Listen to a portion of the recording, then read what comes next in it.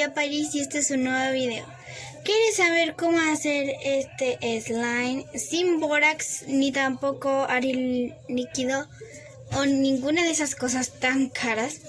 Pues mira, aquí te traigo la solución para tener un slime que se estira mucho. Mira, se estira mucho. Bueno, si te quedas hasta el final del video, dale like, suscríbete, activa la campanita de notificaciones para que YouTube te avise todos los días cuando yo suba un nuevo video. Obviamente. Bueno, miren, primero, si no tienes pegamento, tranquila.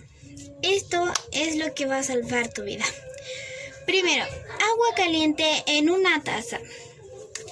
Luego de eso le vas echando un poquito de harina. Luego lo metes un minuto al congelador. Luego que ya tenga algo como muy espeso, lo vas a seguir revolviendo por si te quedaron algunos grumos. Y luego de eso, le echas un poco de colorante. No importa si es témpera. Igual va a funcionar tu slime. Yo lo hice con témpera y quedó hermoso. Miren.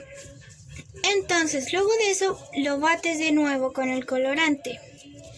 Luego le vas echando harta harina, pero que no te quede tan seco ni tampoco tan aguado. Y así es como vas a tener este slime. Voy a hacer un video así para que lo vean un poco más claro como yo hice el slime.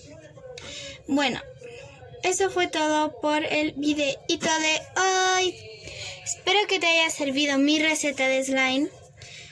Y eso, bye bye. Si quieres que se tire más, échale un poquito más de agua. Un poquito, como una gota.